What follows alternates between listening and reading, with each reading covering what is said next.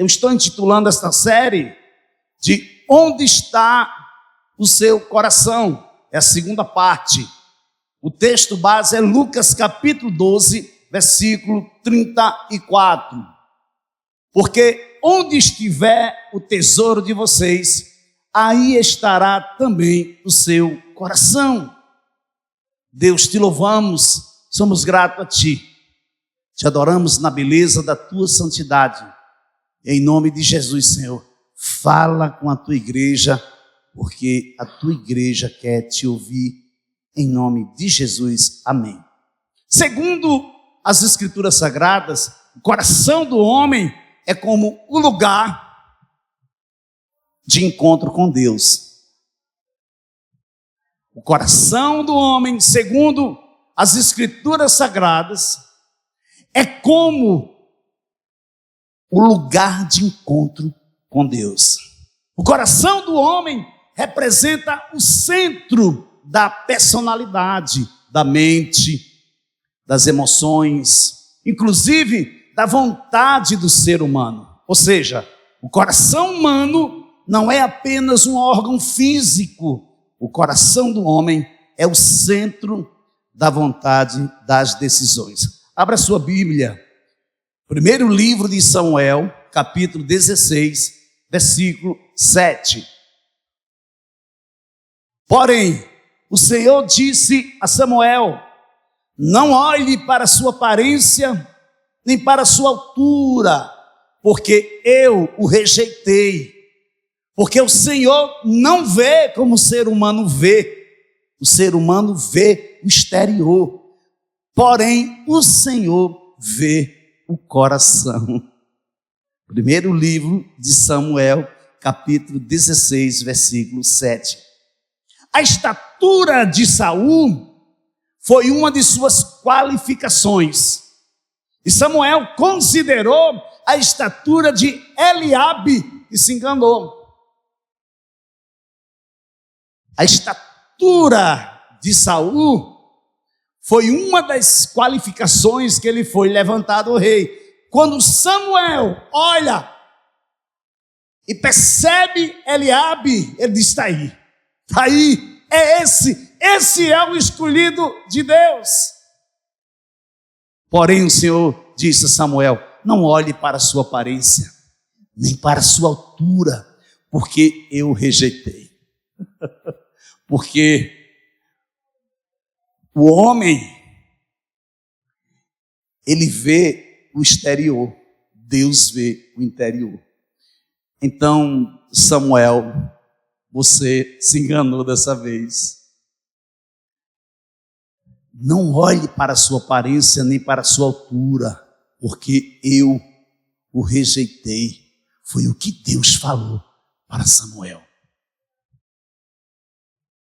Agora vejamos como essa questão da intenção do coração é por demais substancial aos olhos de Deus. Então Saul disse a Samuel: pequei, pois transgredi o mandamento do Senhor e as palavras que você falou, porque temi o povo e dei ouvidos à voz deles. Primeiro livro de Samuel, capítulo 15, versículo 24.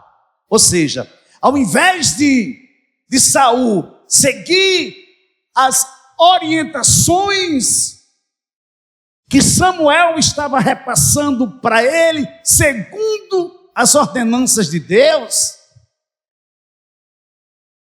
ele deu ouvidos ao povo. Temos que tomar cuidado. Estamos na direção certa, estamos rompendo. Em dado momento estamos passando por uma luta, por uma adversidade que pensamos até que vamos sucumbir, que não vamos suportar. Mas estamos prosseguindo, estamos rompendo. E de repente olhamos para o homem. E de repente damos ouvidos ao que o homem está falando ao nosso respeito ou a respeito dos planos que Deus tem a nosso respeito. É perigoso. É perigoso porque nós tiramos os olhos, tiramos os ouvidos daquilo que Deus está falando, daquilo que Deus está fazendo e seguimos na direção daquilo que o homem está falando. Foi o que aconteceu com Saul. Ele tinha uma palavra da parte de Samuel, vindo de Deus, que era para ele esperar. Espera, porque eu irei ter contigo para fazer holocausto. E o povo começou a dispersar, o povo começou a ficar assustado e o inimigo começou a se aproximar. E ele não aguentou a pressão e fez holocausto. Quando ele fez holocausto, Samuel chegou. Por que você fez isso? Então ele deixou de seguir as orientações que Samuel havia lhe dito, segundo a palavra do Senhor, para dar ouvidos à voz do povo. Cuidado com a voz do povo. Muitas pessoas dizem que a voz do povo é a voz de Deus. Isso é mentira do diabo. A voz de Deus é como voz de muitas águas. Porém, temos que ter cuidado com as muitas águas, que poderemos nos confundir. Percebemos que a penitência de Saul não foi genuína. Saul continuou tentando passar a culpa para o povo. Sua preocupação principal era o afastamento entre ele e Samuel, que provavelmente viesse a se transformar em um escândalo público, enfraquecendo assim sua autoridade. Olha a preocupação de Saul, qual era? Era com o que o povo estava vendo. A preocupação de Saul não era se ele estava agradando a Deus ou não. Observe que Saul disse: temi o povo em lugar de temer a Jeová. Dei ouvidos à voz do povo, ao invés de obedecer à voz de Jeová. Onde o coração de Saul estava? Em seus próprios interesses. O coração de Saul se encontrava em seus próprios interesses, em realizar seus projetos que fossem agradáveis aos olhos do povo, não aos olhos de Deus. Você quer deixar Deus resolver? Ou você quer resolver? Você quer esperar em Deus? Ou você quer fazer o que Ele ainda não fez? Você quer crer na promessa? Você quer parar, descansar e colocar sua fé em ação na promessa que Ele fez? Ou você quer se rebelar? Ou você quer dar ouvidos à voz do seu coração? Aonde está o seu coração? Então, a primeira parte da segunda mensagem dessa série, eu estou chamando de o improvável foi escolhido. O improvável foi escolhido. Veja aí, primeiro livro de Samuel, capítulo 16, dos versículos 11 a 13. Mande chamá-lo, pois não nos assentaremos à mesa sem que ele venha. Então mandou chamá-lo e o fez entrar. Davi era ruivo, de belos olhos e de boa aparência. E o Senhor disse a Samuel: levante-se e unja-o, pois este é ele. Samuel pegou o chifre do azeite e ungiu Davi no meio de seus irmãos. E, daquele dia em diante, o Espírito do Senhor se apossou de Davi. Então Samuel se levantou e foi para Ramá. Primeiro livro de Samuel, capítulo 16, versículos 11 a 13. A escolha de Davi foi diferenciada da escolha de Saul.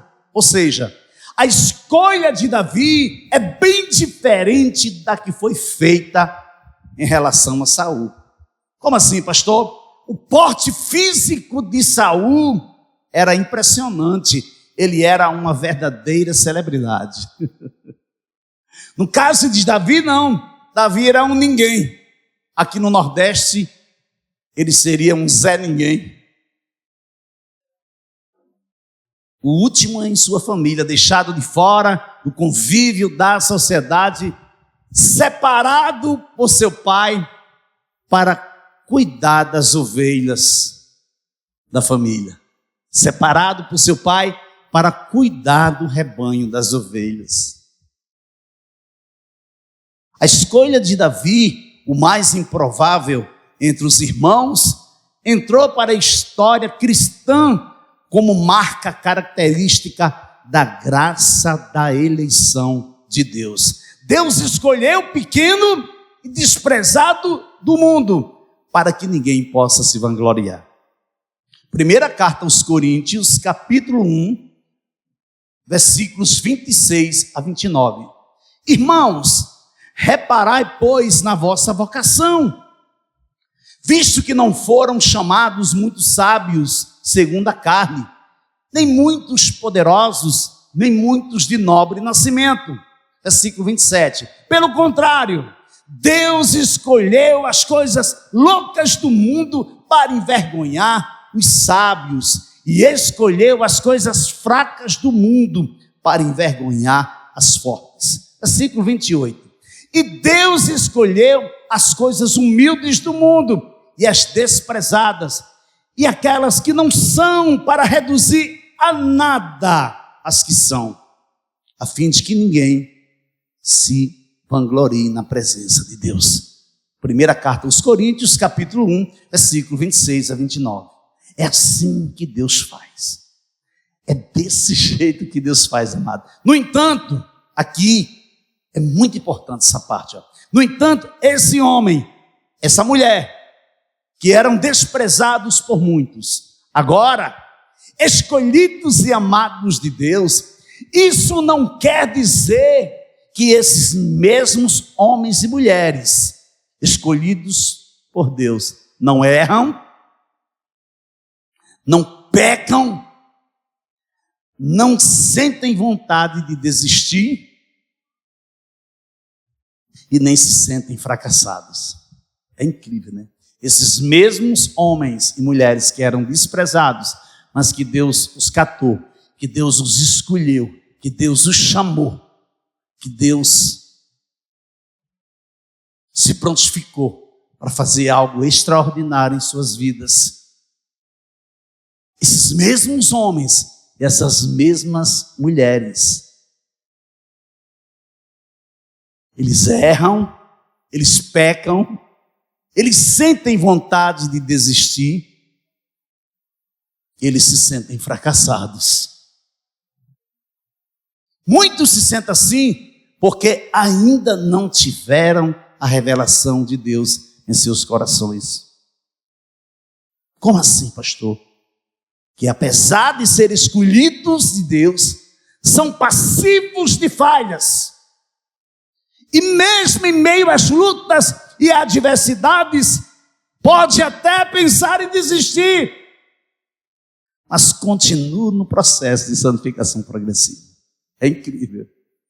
Esse é o segredo da vida cristã. Se você pensar que você pode superar as debilitações, os fracassos, os pecados, os pensamentos, porque nós pecamos todos os dias. Pecamos na fala, pecamos no pensamento, pecamos em ação. Porém, existe algo mais excelente na sua vida que não os deixam, que não os permite, ou não os permitem a desistir. É que o nome deles estão escritos no livro da vida. É porque existe um lugar preparado, onde Jesus disse: eu vou preparar lugar para vocês, e eu verei, eu voltarei buscá-los, para que aonde eu estiver, vocês estejam também. Onde estava o coração de Davi? Onde estava o coração de Davi? Atos capítulo 13, versículo 22. E, tendo tirado Saul, levantou-lhe-se o rei Davi, do qual também, dando testemunho, disse: achei Davi, filho de Jessé, homem segundo o meu coração, que fará toda a minha vontade. Meu Deus, eu vou ler de novo. E tendo tirado Saul, levantou-lhes o rei Davi, do qual também, dando testemunho, disse: achei Davi, filho de Jessé, homem segundo o meu coração, que fará toda a minha vontade. Livro de Atos, capítulo 13, versículo 22. Quem está falando isso aqui? É o próprio Deus. É o próprio Deus que está testemunhando de Davi, amado. Quais são as características de um coração totalmente rendido a Deus? Quais são as características de um coração rendido a Deus? Uma das características muito forte, aquele que faz toda a vontade de Deus. Porque o que é que Deus diz? Que Ele fará toda a minha vontade. A questão é, Davi fez a vontade do Senhor na íntegra? Davi fez toda a vontade do Senhor? Fez não, amados. Não fez. Davi realizou a vontade divina na maior parte de sua vida, especialmente na organização do culto e liderança. O coração de Davi estava no Senhor. A vontade do coração de Davi estava na vontade soberana de Deus. Porém, isso não quer dizer que em dado momento Davi não foi tentado a pecar. Está vendo? Onde é que estava o coração de Davi? O coração de Davi estava no Senhor. O coração de Davi estava em Deus.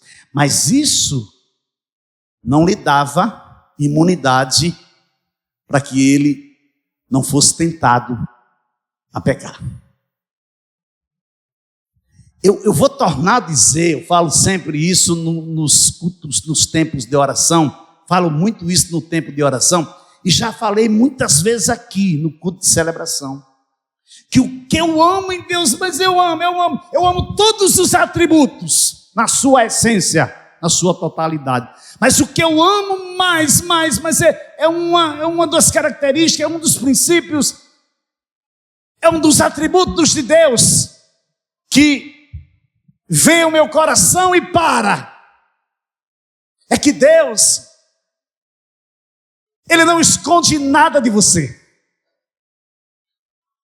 Porque Deus poderia muito bem ter deixado fora o que Davi fez. Mas não, Deus deixa registrado na sua palavra o que Davi fez. O interessante, foi o próprio Deus que deu testemunho de Davi.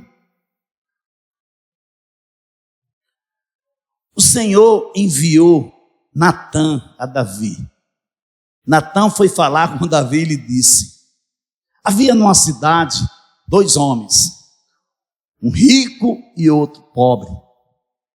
O rico tinha ovelhas e gados em grande número, mas o pobre não tinha coisa nenhuma, a não ser uma cordeirinha que havia comprado.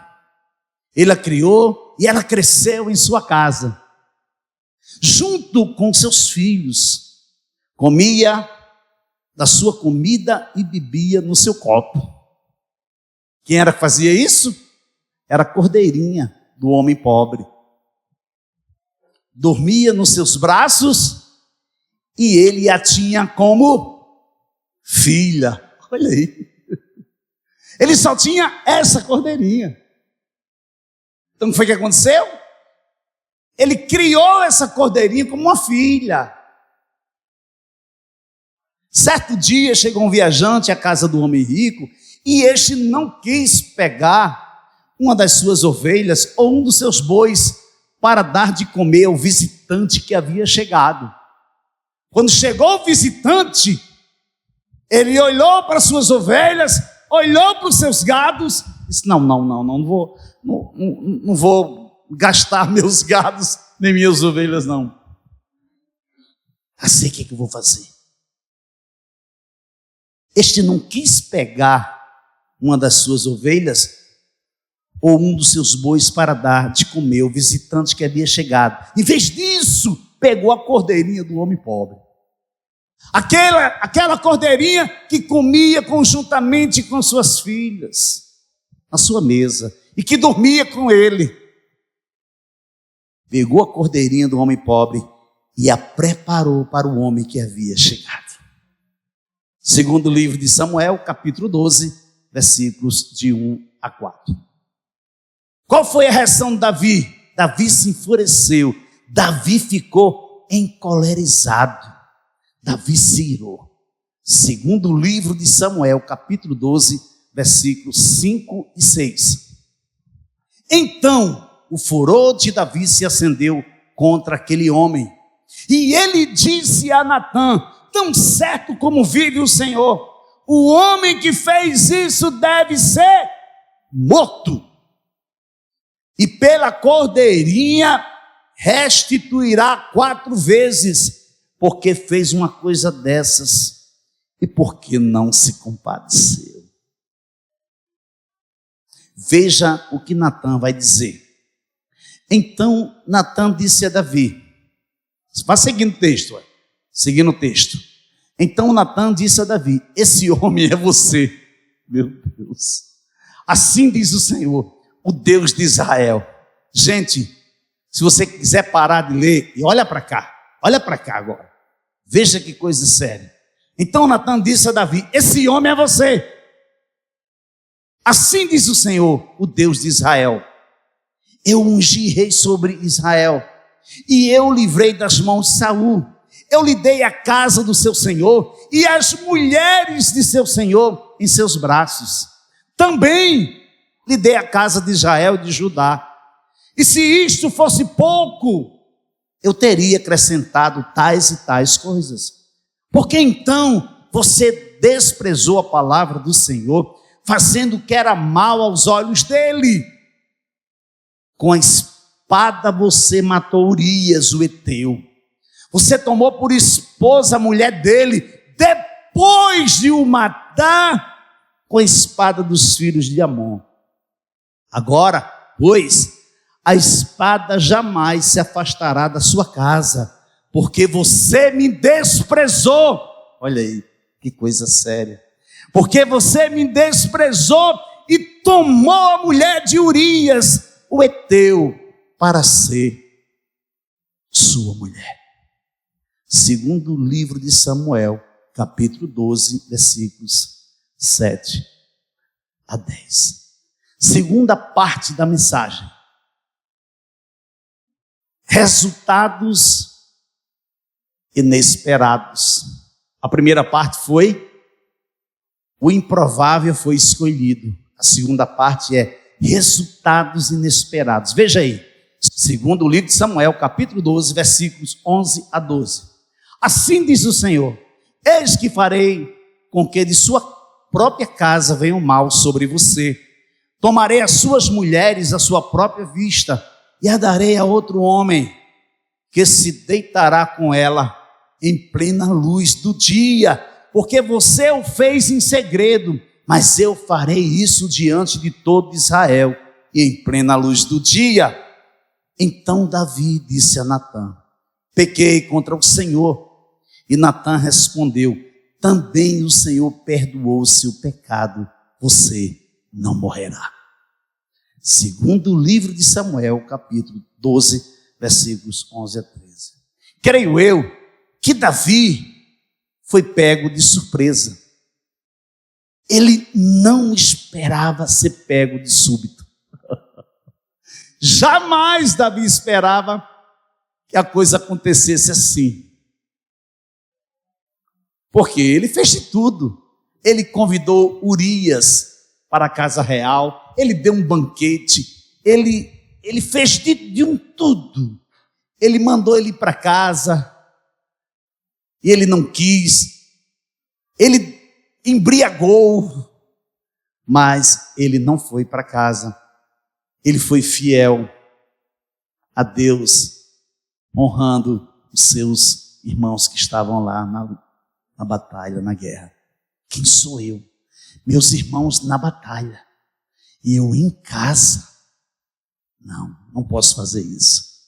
Meu Deus. Aí o que é que Davi faz? Davi prepara uma carta e manda ele entregar a quem? A Joabe. Para quê? Para que Joabe coloque ele na frente da batalha, onde ele foi morto pela espada dos filhos de Amon. Amados, o pecado traz dois resultados.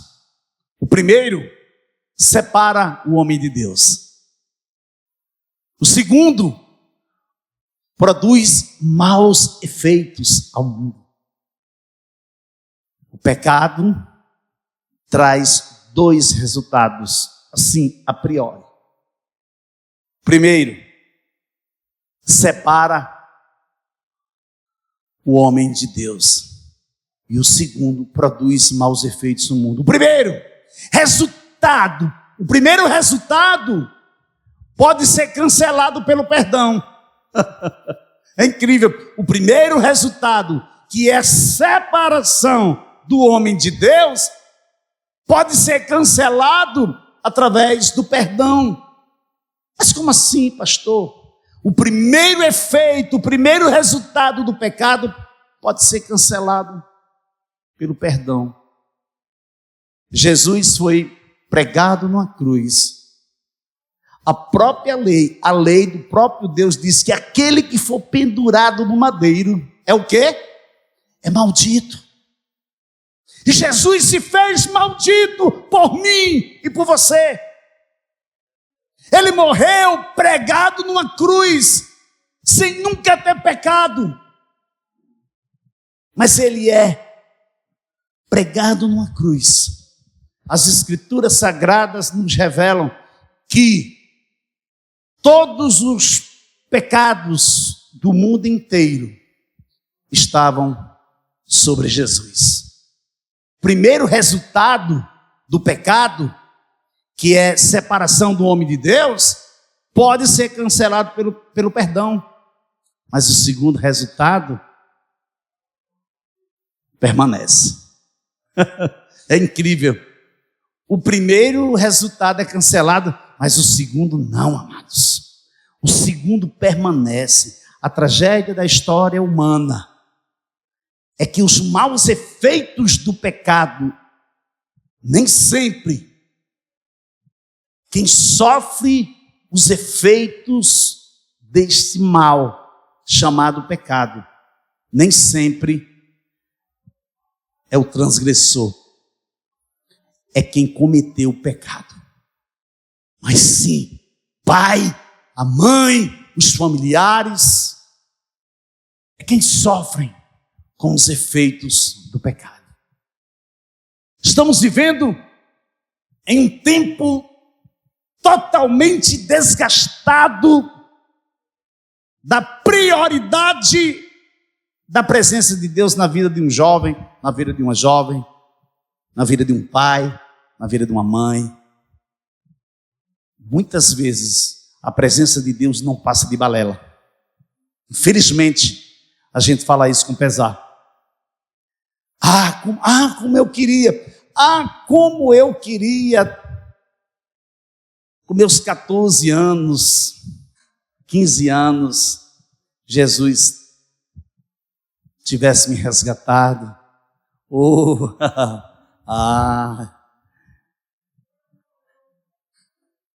Perdi muito tempo. Mas me conformo com a graça redentora de Deus na minha vida.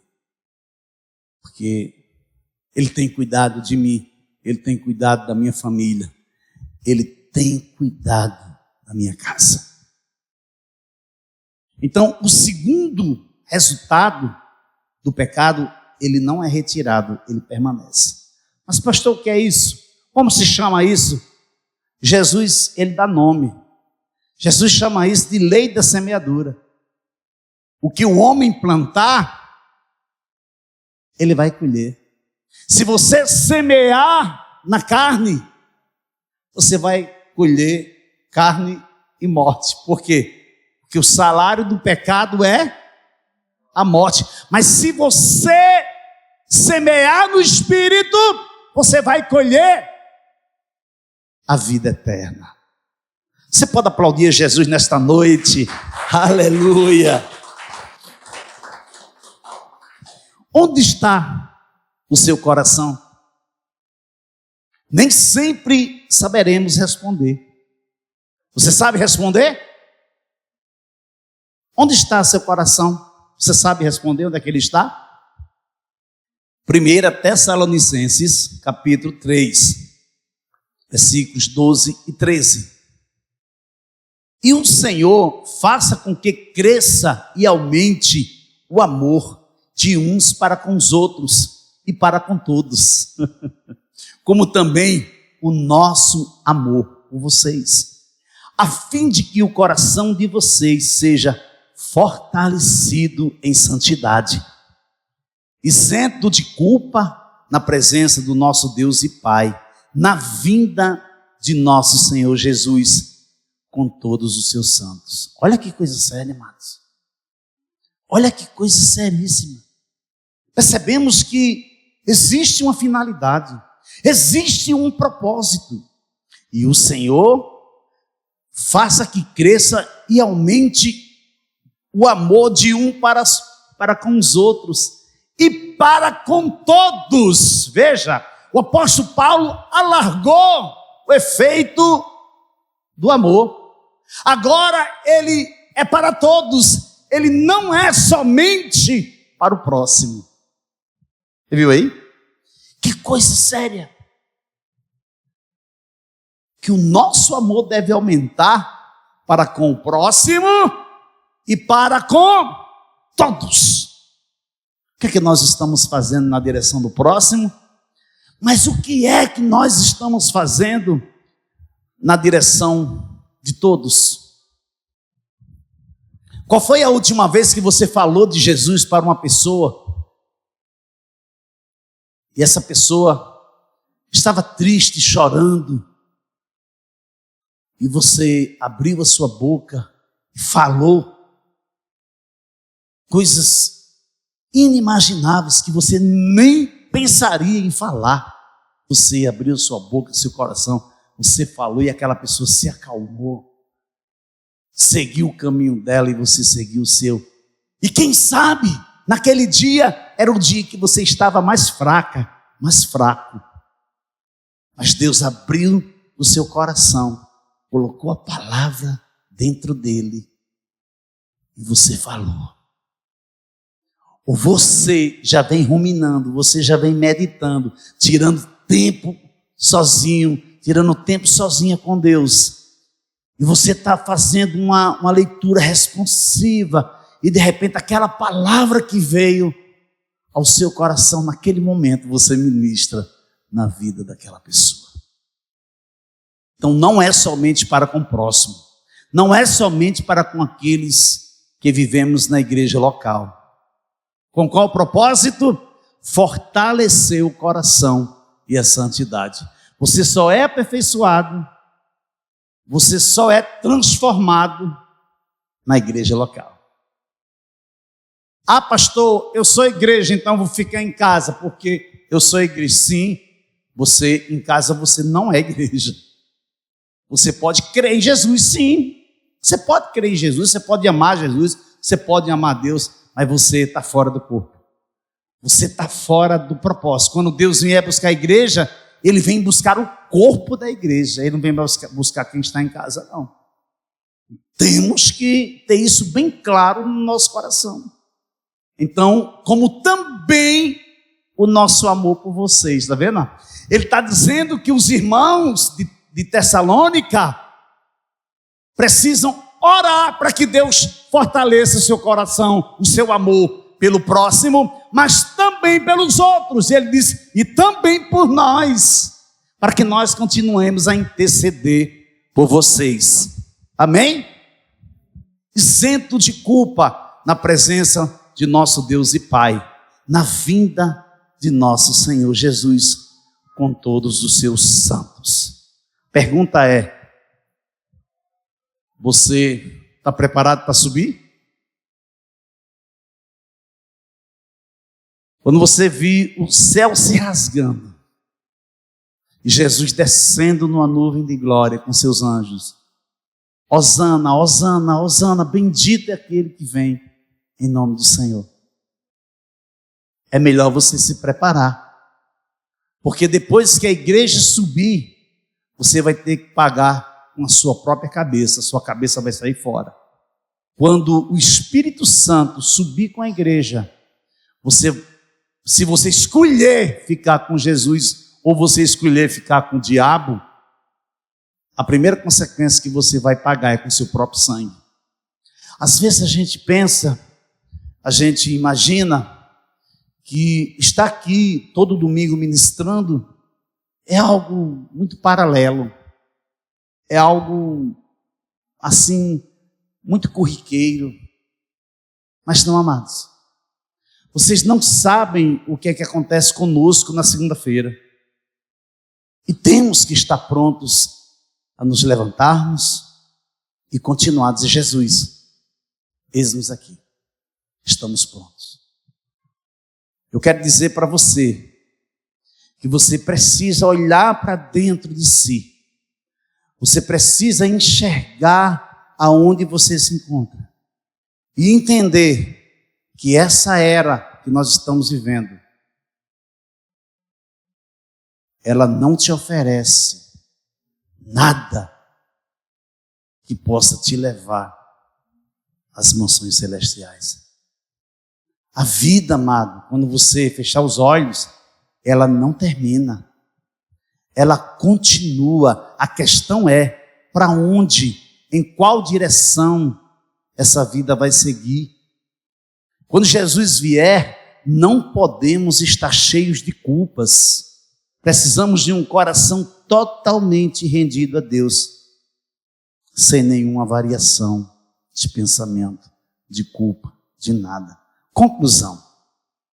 Evangelho de Mateus, capítulo 5, versículo 8 a 10. Eu quero ler esse texto com você. Por favor, abre aí. Bem-aventurados os limpos de coração, porque verão a Deus. Bem-aventurados os pacificadores, porque serão chamados filhos de Deus. Bem-aventurados os perseguidos por causa da justiça, porque deles é o reino dos céus. Mateus capítulo 5, versículo 8 a 10. Quando eu sou consciente, quando eu tenho convicção plena, onde está o meu coração, posso descansar. Posso me deleitar no Senhor. Porque eu sei que Ele cuida de mim. Eu sei que Ele tem cuidado de você. Eu sei que Ele tem te cercado com alegres cantos de livramento. Então, quando eu tenho a certeza, a consciência de quem sou, aonde estou, o que estou fazendo, para onde estou indo e com quem estou indo, eu sei onde é que está meu coração. Eu tenho convicção plena. Sei que o meu maior tesouro não repousa aqui na terra, mas repousa nos céus.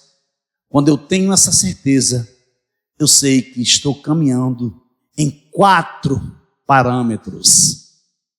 Olha para cá para você conhecer esses parâmetros. Qual o primeiro? Alvo. Diga comigo, alvo. Não, diga para Deus, diga alvo. Diga propósito. Diga exemplo. obediência. Onde está o seu coração? Próxima semana a gente continua na terceira parte da série. Onde está seu coração? Você pode aplaudir o Senhor Jesus? Aleluia!